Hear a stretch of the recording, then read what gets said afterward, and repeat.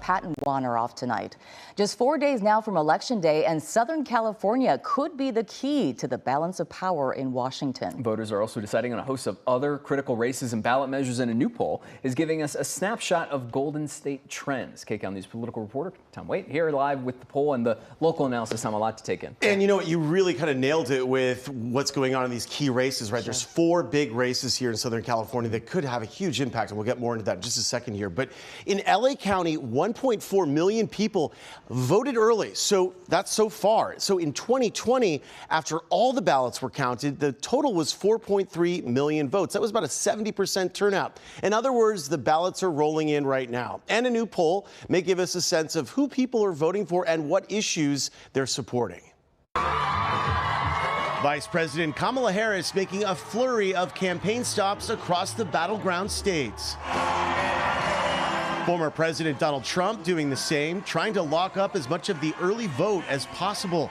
Here in California, there's little to no doubt that Harris will run up the vote against Trump, but her numbers may not be as strong as Democrats would like versus how President Biden did here in 2020. Harris leads Trump statewide 57 to 35%, but Biden won the state by almost 30 points. A new Berkeley IGS poll breaks down why Harris may not be doing as well. According to the poll, Harris's support is lower among Latino and Asian American voters versus Biden in 2020. Among Latino Americans, Harris has 57% support. With Asian Americans, she's at 56%. Compare that to Biden, who had 75% of the Latino American vote and 76% of the Asian American vote in 2020. Loyola law professor and political analyst Jessica Levinson. I think what this poll shows us is that Kamala Harris, at least in California, is making up some ground among Latino voters, but she's still underwater compared to where Joe Biden was. That could make her team anxious when it comes to places like Nevada and Arizona, for instance. I think what we also see is Kamala Harris making up ground in California, for instance, with white voters.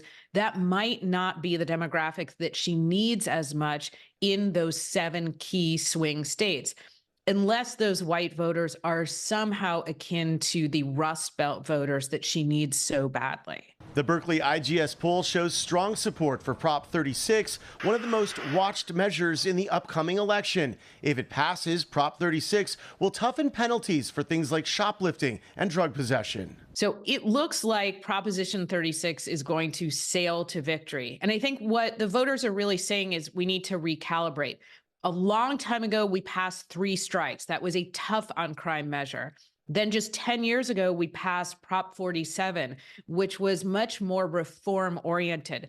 Prop 36, proponents say, is much more of a recalibration, moving back to a moderate common sense place. I think what we see is Californians really expressing concern about where the criminal justice system is and wanting to make sure that when it's appropriate, that harsher sentences are available. In the race for California's open Senate seat, Congressman Adam Schiff maintains a 21-point lead in the race over GOP baseball great Steve Garvey. Putting Steve Garvey up as the nominee for the Republican Party, I think it says a lot about where the Republican Party is right now and their thoughts about whether or not they can win on the statewide level. The poll did not measure support in the 4 key congressional races here in Southern California. Those races could tip the balance of power in the U.S. House. Incumbent Republicans Mike Garcia, Ken Calvert, and Michelle Steele are all trying to hold their seats. Democrats are trying to hold the seat left open by Katie Porter. Another huge race here in Southern California is for LA County District Attorney. A recent poll showed incumbent George Gascon losing by a wide margin to Nathan Hochman, but there are also many undecided voters in that poll. We'll see where that all lands. This weekend, more than 500 more early voting sites will be opening across LA County. Gio? Tom, thank you so much.